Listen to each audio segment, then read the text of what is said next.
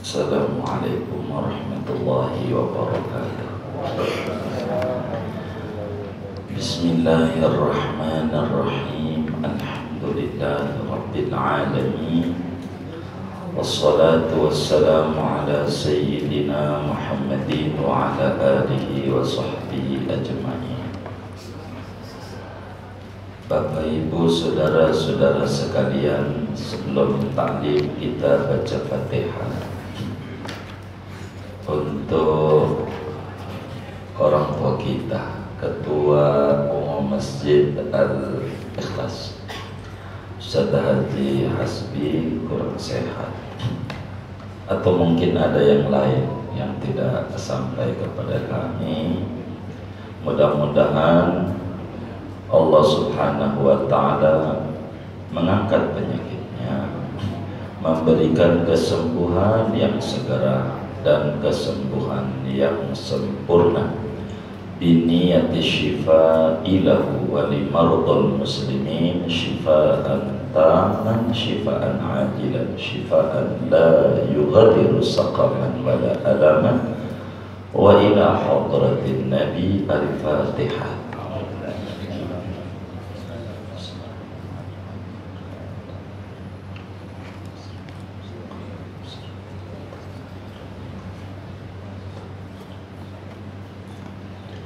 Kemudian kita baca Fatihah berkenaan kemarin malam Jumat, tepat haulnya pengarang kitab kita yang kita bedah, Syekh Nawawi Al-Bantani yang ke-128. Kitab yang kita bedah ini haul malam Jumat kemarin.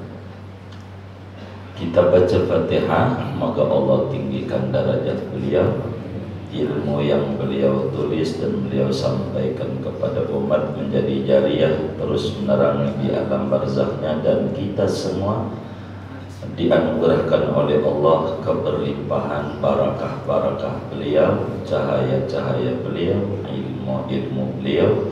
Kita diberi oleh Allah ketetapan iman dan Islam, menjadi muslim yang bahagia di dunia, bahagia di alam barzakh, dan bahagia di akhirat.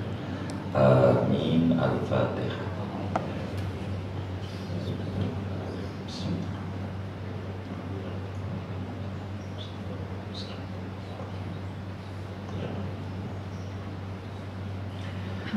Kemudian daripada itu sampai mana ya?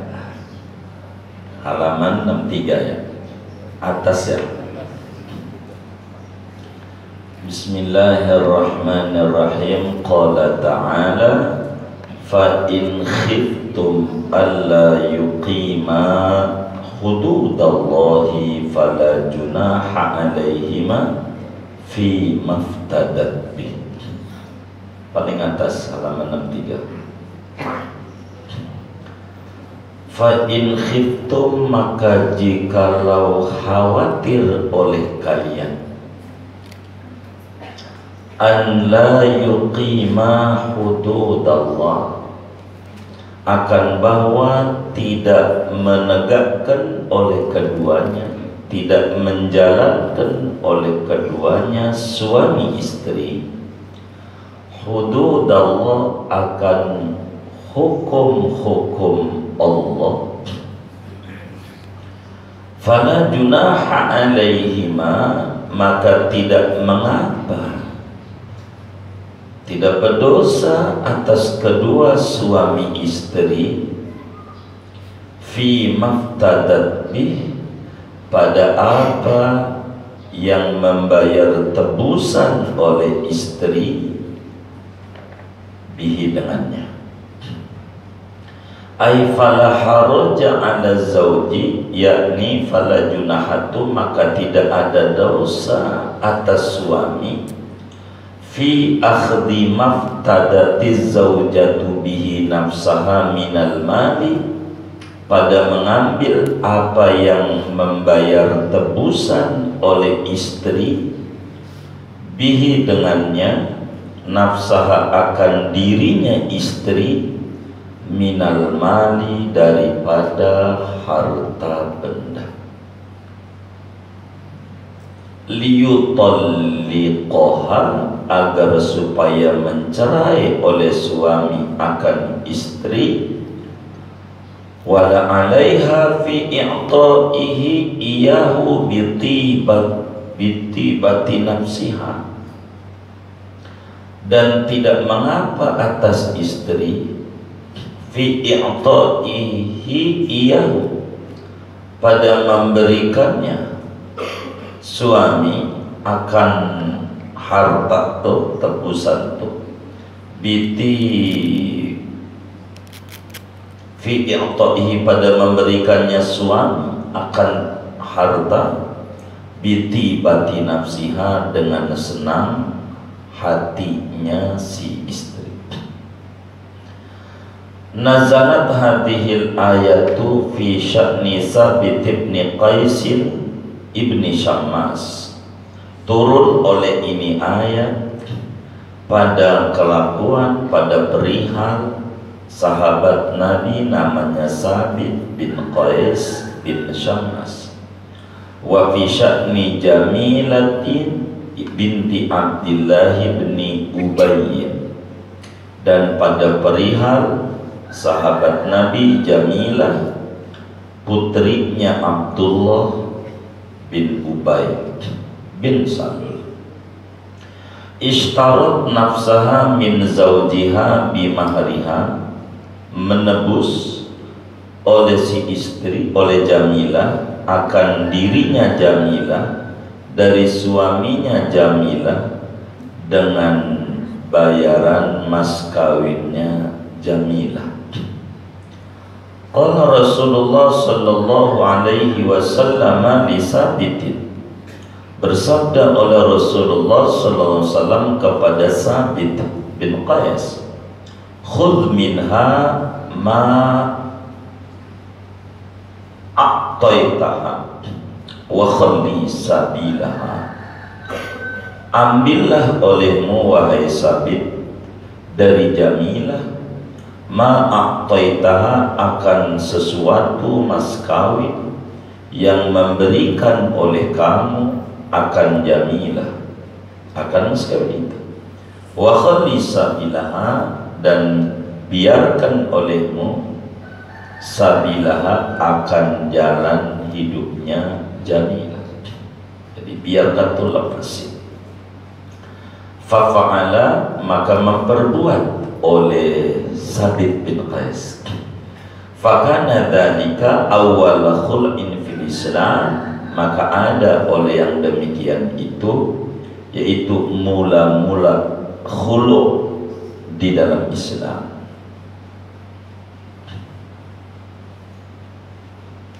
Wa fi sunani Abi Dawud annal mar'ata kanat Hafsata binta Sahlin al-Ansariyata, dan di dalam Sunan Abi Dawud yaitu bahwa perempuan itu adalah, yaitu namanya Hafsah putri Sahal al-Ansariyata, yang bangsa Ansar.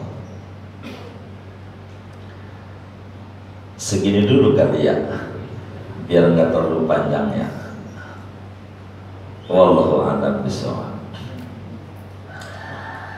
Bapak Ibu saudara-saudara sekalian, syukur kepada Allah Subhanahu wa taala, pagi ini kita mengawali kajian pasca rehat saum Ramadan dan beraidil fitri, dan kajian kita ini potongan ayat, artinya dari sebelumnya sampai sekarang masih satu ayat daripada Quran surat Al-Baqarah ayat 229. Jadi kita pagi ini mengkaji Quran surat Al-Baqarah ayat 229 di tengah ayat, artinya yang pertamanya sudah. Dan kajian kita tafsir ini menerangkan tentang hukum khulu dalam Islam.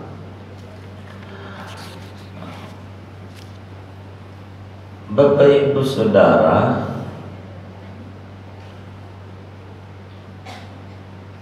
orang berumah tangga semuanya berkeinginan hidupnya rukun, tentram, sakinah, mawaddah, warahmah, satu sama lain saling menyayangi, saling menghormati, saling menunaikan hak-hak dan kewajiban kepada pasangannya. Idealnya begitu. Tidak diinginkan keberpisahan di dalam sebuah ikatan pernikahan kecuali perpisahan itu dengan maut, dengan kematian, salah satu keduanya. Ini idealnya rumah tangga begitu. Akan tetapi oleh karena rumah tangga itu seperti mengarungi lautan, ada kalanya gelombang itu ada, kadang besar, kadang kecil, kadang muncul badai yang memporak-porandakan bahtera rumah tangga.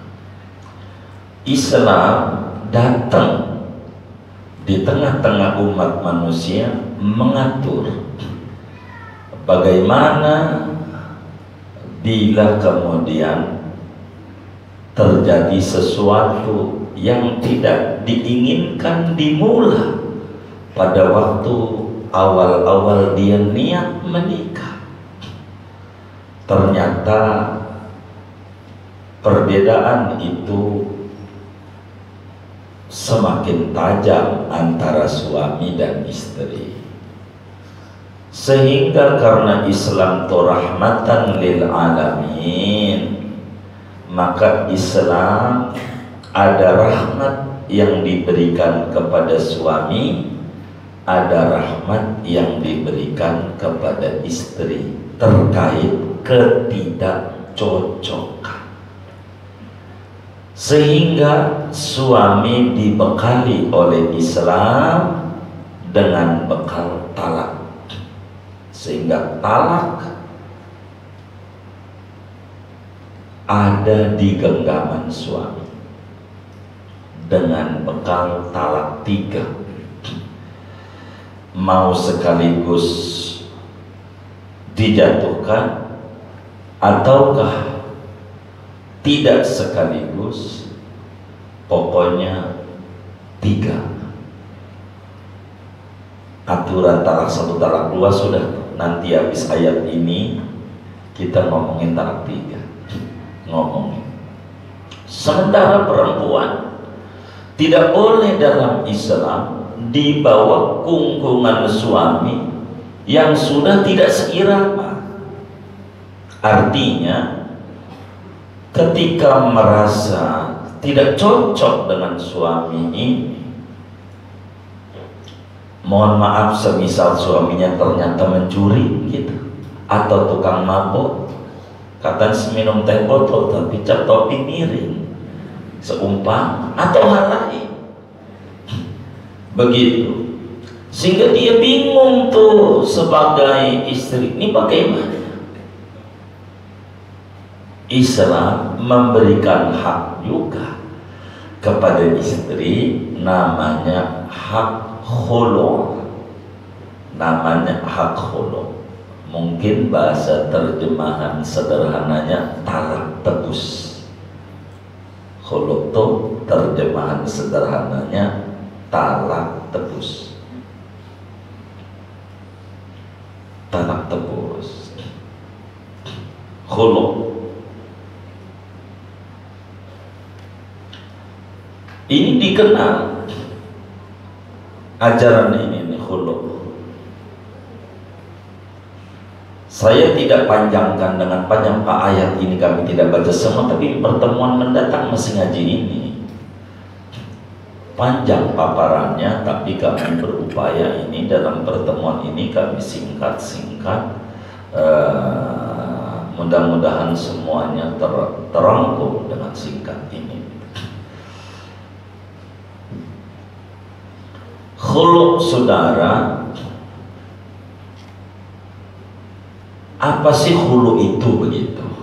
Kan kita harus tahu, ditasawurin dulu namanya, digambarin dulu khulu. Sebab tanpa digambarin dulu kita kurang memahami nantinya.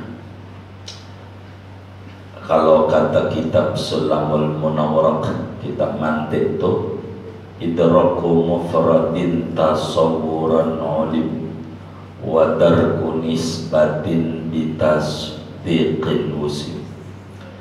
Mengerti lafaz mufrad namanya tasawur, tapi mengerti nisbah kalamiah ala wajhil id'an itu namanya tasdik. Jadi tasdik itu tidak bisa kalau tidak tasawur. Digambarin dulu sebelum kita ngomongin bid'ah, dolalah, sesat, neraka, apalah lagi namanya. Enggak begitu dulu, kita harus paham dulu bid'ah itu apa, baru ditetapin supaya tahu. Begitu seterusnya. Khulu itu apa, baru kita menetapkan hukum boleh atau tidak boleh, caranya bagaimana begitu. Itu namanya khulu. Ini hak perempuan dalam Islam. Khulu yang kurang dibedah banyak orang. Khulu. Jadi khulu itu, saudara, adalah furqatuz zawji imra'atahu bi'iwatin yakhudhuhu zawju min imra'atihi aw ghairiha bi alfadhin makhsusatin. Bahasa kita orang Kebon Jeruk, khulu adalah melepaskan ikatan pernikahan. Jadi menceraikannya suami, melepaskan ikatan pernikahan si suami dari istrinya dengan cara membayar tebusan.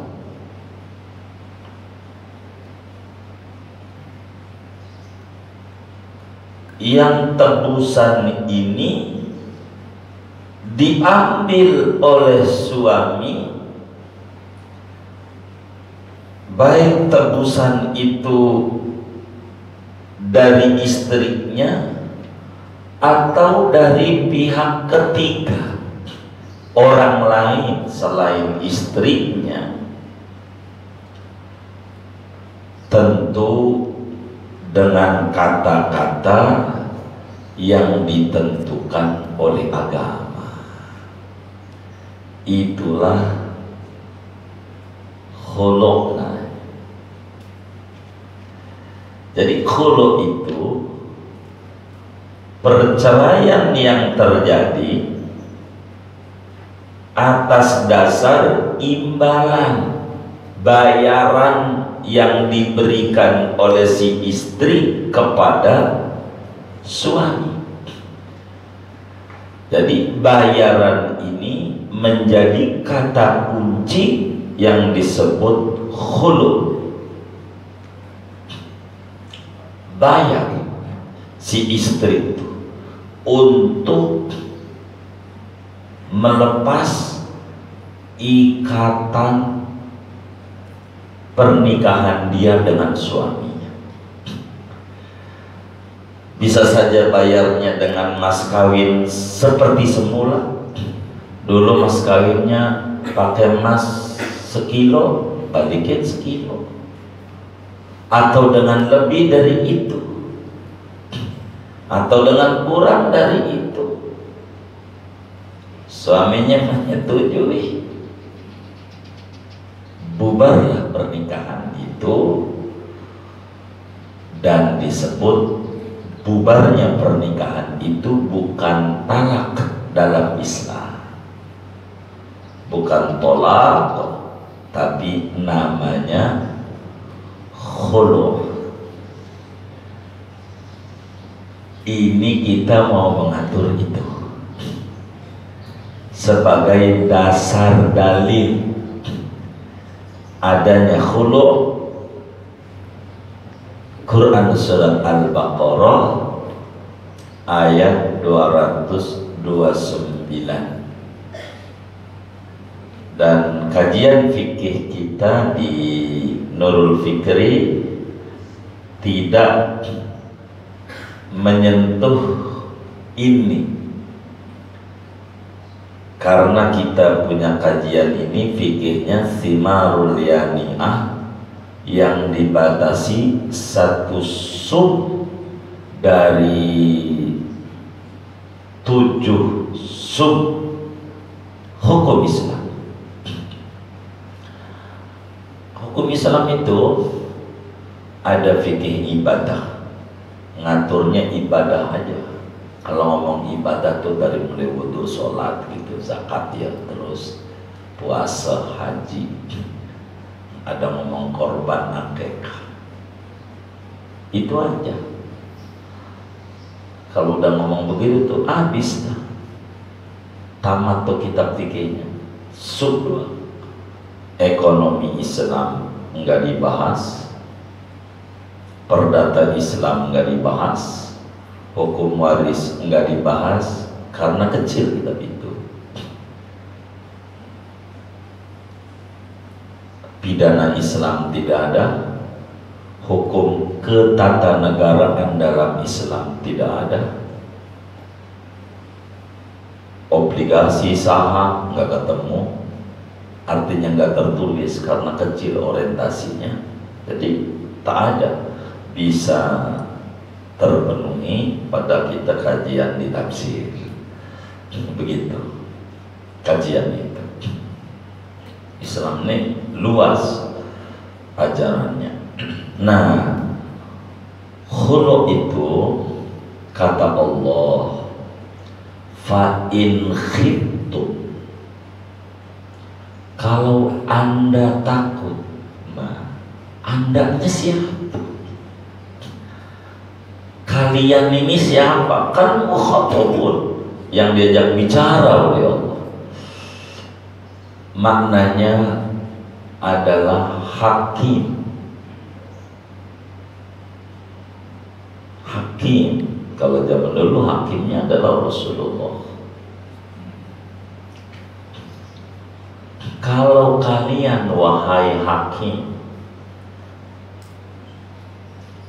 ada takut si suami istri ini bakal enggak benar menjalankan kehidupan berumah tangga, fala junaha alaihima, maka tidak dosa, maknanya boleh. Suami istri boleh apa? Fi maftadat bi, ayatnya tuh, pada suami ngambil bayaran dari si istri. Tidak dosa suami dapat itu, kalau bahasa Betayanya tidak borok sikut. Borok sikut ya kalau balik lagi tuh ya, tidak borok sikut, ngambil lagi itu enggak dosa, boleh kalau memang ada kekhawatiran, ada rasa takut tidak benar menjadi istri, tidak baik menjadi istri, maka si istri boleh bayar tebusan kepada suami, suami tidak dosa ngambil itu, dan itu disebut khulu dalam Islam.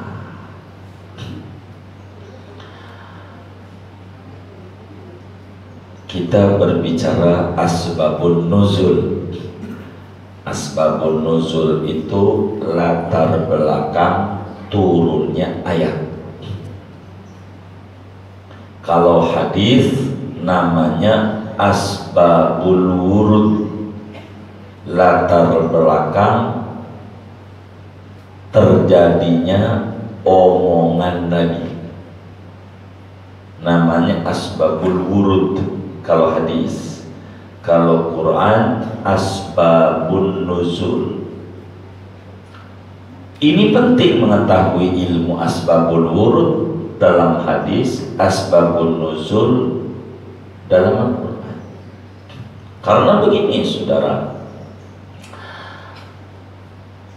kita kalau ada omongan itu kita harus telah, tidak boleh langsung telan. Rusaknya kita hidup bermasyarakat seringkali terjadi karena melihat pakai kuping. Rusaknya hidup bermasyarakat itu terbanyak yang menyebabkan hancurnya hubungan harmonis bermasyarakat terbesar 90% lebih karena melihat pakai kuping. Namanya tidak menggunakan fungsinya. Yang namanya melihat kudu pakai apa? Mata. Melihat pakai kuping, pastikan salah, jadi rusak. Contoh, ada teman kita bilang, kata saya gitu, kata saya, atau saya bilang, biar gampang contoh mencontohkannya, saya bilang sama Ustaz Rafi, Ustaz Rafi, ternyata si Anu tuh begini-begini. Tuh, dia pakai kuping, kan mendengar toh. Lalu dia nyimpulin, kan belum tentu berita yang disampaikan oleh saya ini, belum tentu dia nyimpul, wah dia nggak benar tuh. Itu namanya melihat pakai kuping, cuman baru denger doang, percaya, dia simpulin. Itu yang terjadi di dalam kehidupan bermasyarakat. Baru baca berita doang di HP, WA, jadi aja, padahal belum tentu. Maka asbabul wurud, asbabun nuzul menjadi sesuatu yang penting untuk kita pahami supaya kita bisa memaknai larinya atau tujuannya sebuah omongan. Contoh biar mudah memahami. Ada sahabat Nabi nanya sama Nabi begini, Nabi, tolonglah kasih resep saya supaya saya masuk surga. Beri saya amalan, resep, kiat-kiat supaya saya masuk surga. Jawaban Nabi beda-beda. Beda-beda. Satu, ada yang dijawab sama Nabi, jangan marah. Dua, ada jawaban Nabi, baktian orang tua. Tiga, ada jawaban Nabi, sholat amal waktu. Dan masih banyak jawaban Nabi. Kalau kita orang tak memahami asbabul wurud, akan menyimpulkan copy plan. Jawabannya tak sama. Begitu. Itu yang menjadi perusak. Maka perlulah tahu asbabul wurud. Inilah yang disebut Nabi itu rahmatan lil alamin. Cakep. Cara ngobati itu sesuai penyakitnya. Tuh begitu. Itu asbabul wurud. Ketika ada orang sholat bagus, zakat bagus, sedekah bagus, cuman satu, bawel banget, bawel, ngomel mulu. Nabi kan tahu. Maka ketika dia bilang Nabi amalan apa biar masuk, la taghdab, jangan marah. Yang lain dong Nabi, la taghdab, jangan marah. Udah ini aja. Karena yang lain mudah dia, ini aja nih. Ibadah bagus, ini bagus. Begitulah. Ada yang orang nggak pernah marah, ibadah bagus, tapi sama orang tua kurang baik, sama bini baik, luar biasa bini. Kamu tuh orang tua nggak ada. Begitu. Maka Nabi jawab, bakti yang orang tua. Begitu. Ada orang sholat bagus, ini bagus, cuman pelitnya 17 setan. Maka Nabi jawab, sedekah. Tuh Nabi itu begitu.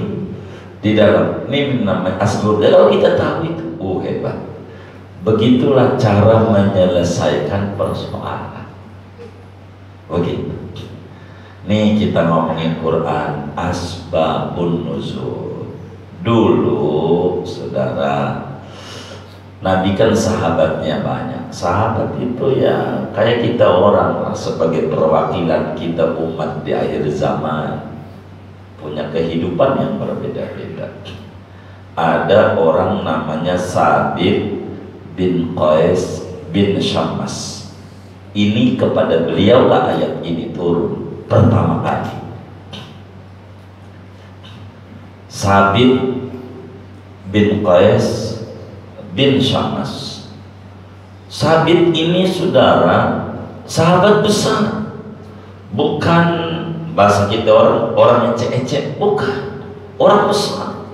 Bahkan dulu sebelum Rasulullah SAW ke Madinah, dia sudah menjadi sekjen untuk orang Ansor. Kalau ada apa-apa, sekjennya beliau. Sampai Rasulullah SAW ada di Madinah, beliau pun menjadi sekretaris, sekjen. Jadi orang besar, Sabit bin Qais. Bahkan pernah merasa berduka, ngurung diri, isolasi mandiri, bukan karena COVID. Dia karena mendengar ayat Allah yang dia merasa, oh nembak gue nih ayat begitu. La tarfa'u aswatakum fawqa sautin nabi. Nanti di depan ada, moga pergi banyak apa ini. Kayaknya di surat Hujurat masalah. Ini baru surat Al-Baqarah, surat kedua dari 114. Masih ada 112 surat lagi. Moga khatam. Amin Allahumma amin. Jangan meninggikan suara Anda di atas suara Nabi, merasa dia ngomongnya kencang. Dia, oh saya salah dosa, saya enggak surga, ngurung diri. Namanya Nabi jari, mana Sabit bin Qais? Itu dibilang saya ini ahli neraka. Saya pernah ngomong lebih tinggi dari omongan Nabi. Gitu. Lalu Nabi bilangin nama Sabit bin Qais, tidak, dia tidak termasuk itu dan dia ahlul jannah, ahli surga. Ngumpul. Nih sedikit kisah Sabit bin Qais. Kan kalau enggak kan kita nerangin Sabit doang seharian kan habis. Dua Jamilah ini ngerebut istrinya Dani. Bukan.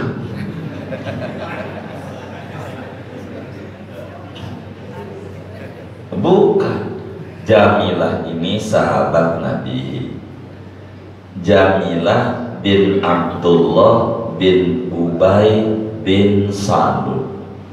Jamilah cantik, luar biasa, perempuan yang baik. Nah, Jamilah ketika suaminya yang bernama Hanzalah bin Abi Amr meninggal dunia pada perang Uhud. Perang Uhud meletus di bulan Syawal nih. Moga Allah tinggikan para syuhada Uhud. Amin Allahumma amin. 70 pejuang wafat. Salah satunya lakinya Jamilah, namanya Hanzalah bin Abi Amr, meninggal waktu perang Uhud.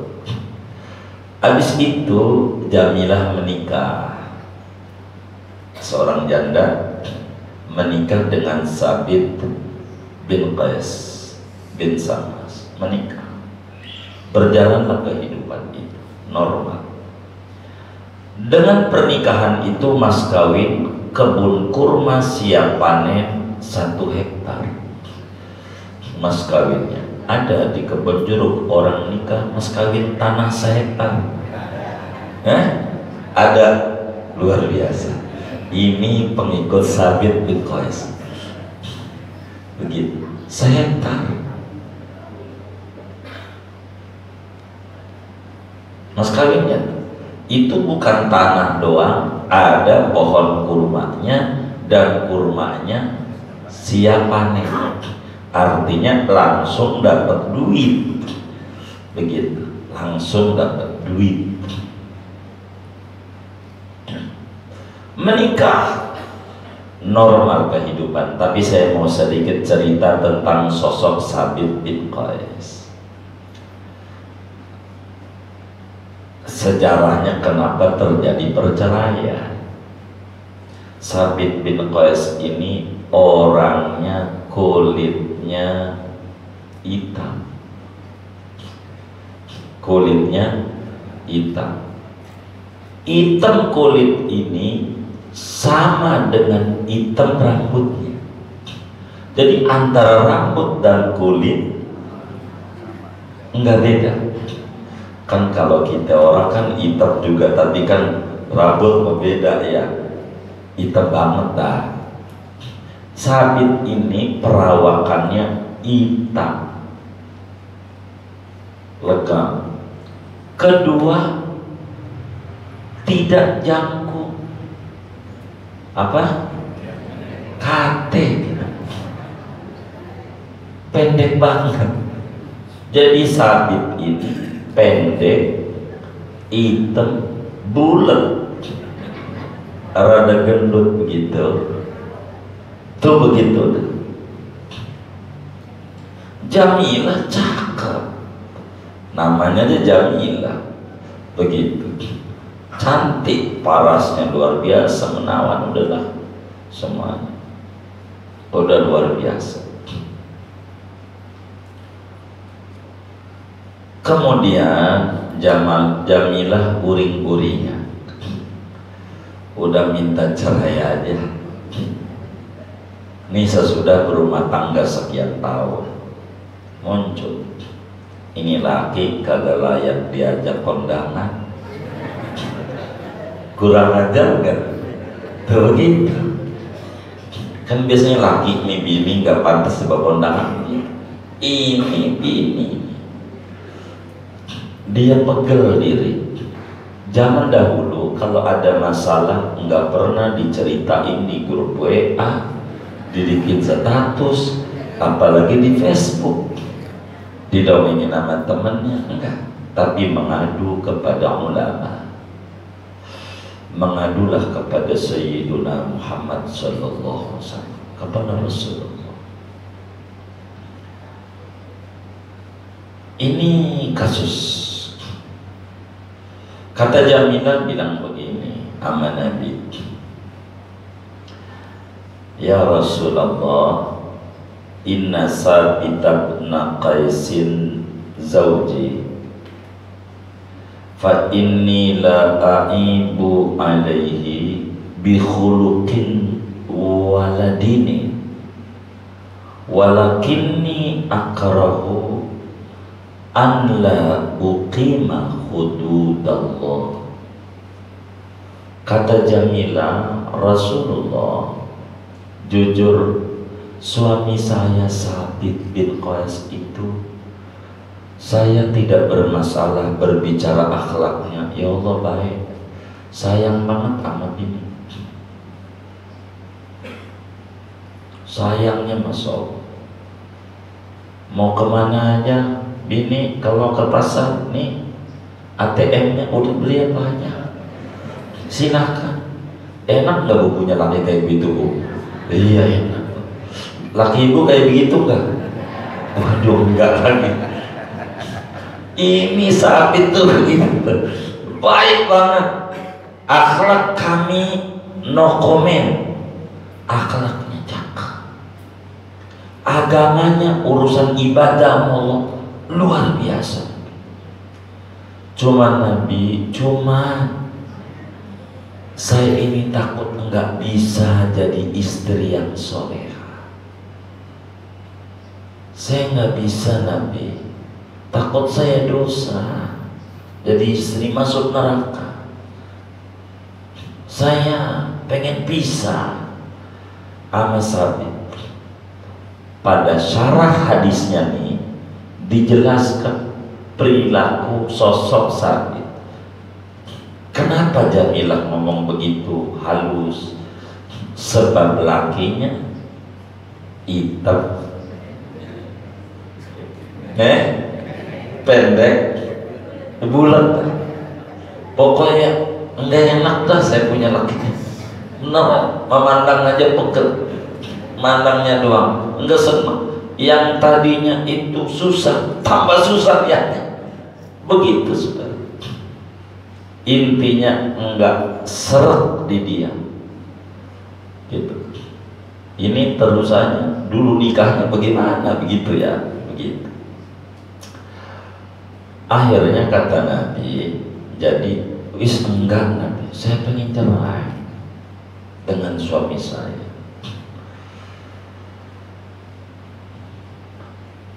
Kata Nabi, ya ente kudu bayar tebusan,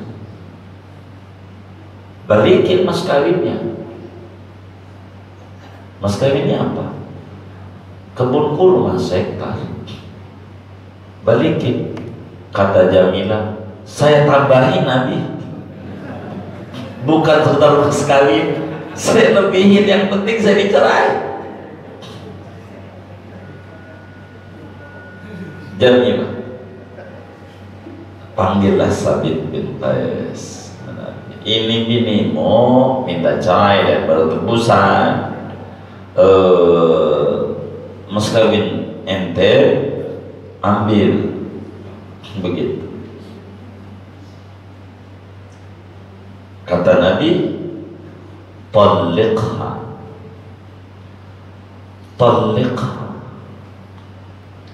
khudh minha ma'ataitaha wa khali sabilaha. Sabit, ente ambil tebusan istri ente, yakni kebun kurma, lepaskan jalan hidupnya. Nabi hal ini sebagai hakim dalam peradilan. Begitulah cara hakim memutuskan ketika dipanggil gitu. Kayak begini nih kalau jadi hakim, tanya kenapa alasannya ini.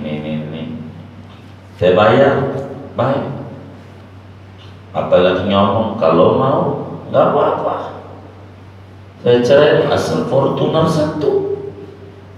Kata bininya, baik, 2 saya kasih asal cerai. Itu Fortuner namanya fi maftadat, pada harta yang perempuan membayar kepada suami. Ini namanya khulu. Dia ambil mas kawinnya, kebun kurma, dibalikin oleh Jamilah, putuslah, terjadilah khulu. Dan ini kasus pertama kali terjadi khulu di dalam syariat Islam yang dibawa oleh Sayyiduna Muhammad sallallahu alaihi wa alihi wasallam. Jadi perempuan itu diberikan hak oleh agama dengan nama khulu. Khulu. Tapi kalau tidak ada alasan, jangan perempuan minta cerai. Ayyu mamra'atin talabat min zawjiha talaqaha min ghairi ba'sin faharamun 'alaiha raihatul jannah. Kata Nabi, mana-mana perempuan meminta cerai kepada suaminya tanpa ada alasan yang benar, maka haram dia mendapatkan bau surga, apalagi surganya. Itu begitu. Jadi pernikahan itu cara membubarnya bisa dengan talak, bisa dengan khulu. Talak hak suami, sementara khulu hak istri. Ada bayar istri kepada suaminya, balikin mas kawinnya. Dulu mas kawinnya apa nih? Seperangkat alat sholat, mana udah bulukan nanti. Iya, balikin begitu. Ya jangan itu, saya beliin yang baru dari Tanah Abang, balikin, ambil, bubar pernikahan. Namanya khulu. Kalau talak lagi dosa mencerainya. Istri lagi dicerai, dosa, talaknya jadi. Kalau khulu tidak dosa, karena berangkat dari kemauan si istri. Begitu. Kemauan istri. Khulu boleh balik lagi, boleh. Caranya menikah ulang.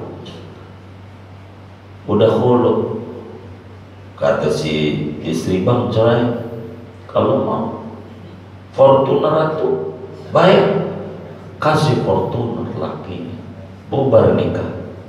Istrinya nyesel, baik lagi, mas kawinnya motor legenda, lah untung lagi. Begitu. Kayak saudara sekalian, ini khulu. Khulu jadi perceraian dengan jalan bayar tebusan. Jadi bila si suami bilang, saya mencerai engkau dengan bayaran anu, itu namanya khulu. Kalau enggak ada dengan bayaran, namanya talak, namanya khulu. Ini gitu. Dan ini ajaran cukup tabu di kita punya negeri, kurang begitu dikenal. Jadi lakinya dia udah pegel sama lakinya, dia gua cerai, katanya dosa ya kalau minta cerai, tapi gua pegel juga, dia diem aja, udah ada nggak apa-apa, dia nerima aja tuh, karena dia tidak tahu ada namanya khulu. Tuh alasan hitam loh.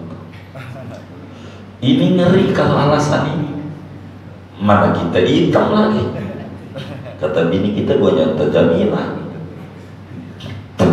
Itu begitu saudara, kayak begitu. Jadi alasannya hitam pendek, artinya postur tubuh. Alasan boleh. Mana sekarang karena pandemi dirumahin lagi. Bini, waduh repot juga, gue minta cerai.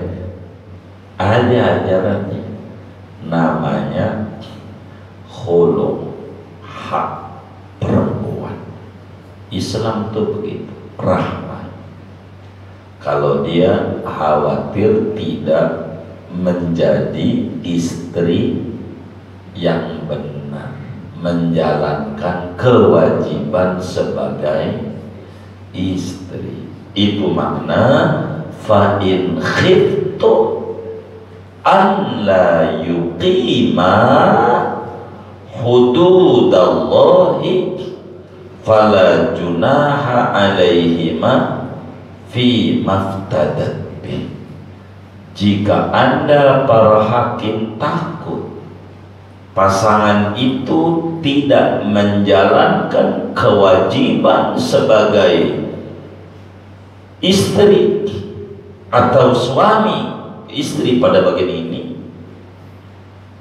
maka tidak mengapa si suami mengambil mas kawin yang diberikan kala waktu dia nikah sebagai tebusan pembubaran ikatan pernikahan.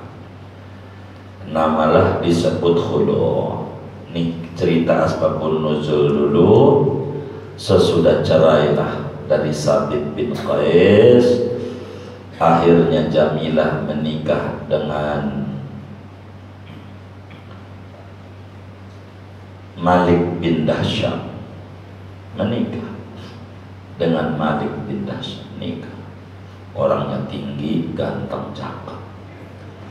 Malik bin Dahsyam, Jamilah. Kalau kata kita, jangan-jangan duitnya dari Malik, begitu. Kata kita, ini seudon kita itu mah, jangan diterusin. Kita kan nggak terus ke sana ceritanya.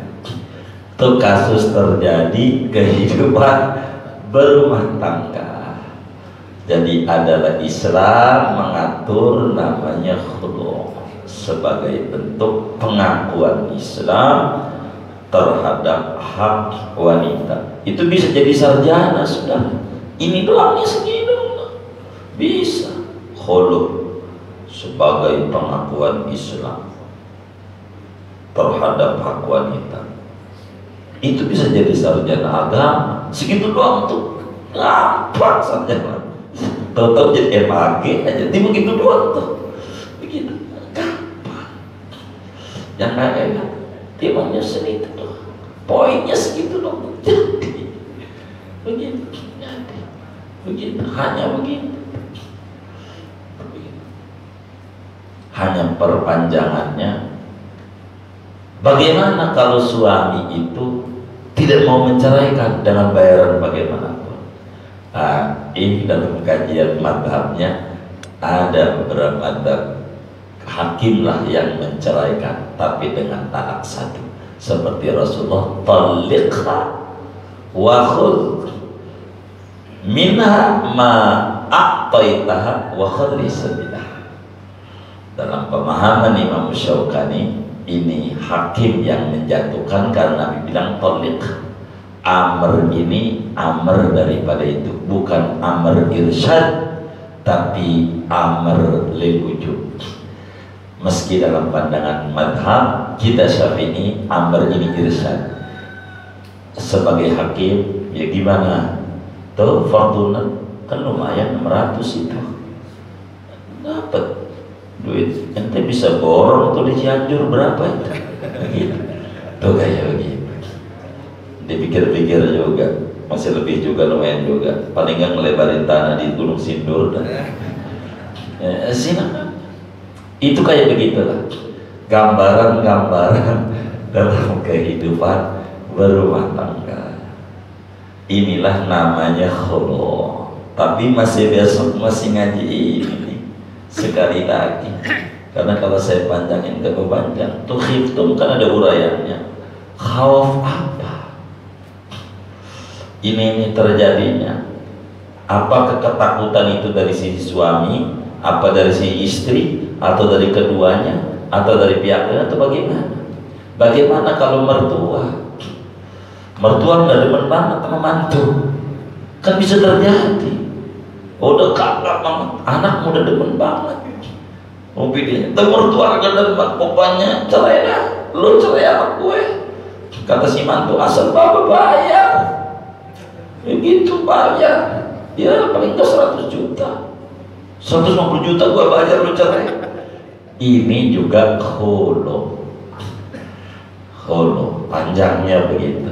Tapi kan kita Quran tafsir hanya sekelumit, kan panjang paparannya di fikih begitu. Kan harus ada rukunnya, ada syaratnya, ada hikmatut tasyri. Ini kan dasar-dasar hukum. Kurang lebih demikian ngaji kita pagi ini. Silahkan kalau ada yang ditanya dari materi ini atau di luarnya dipersilahkan. Wallahu a'lam.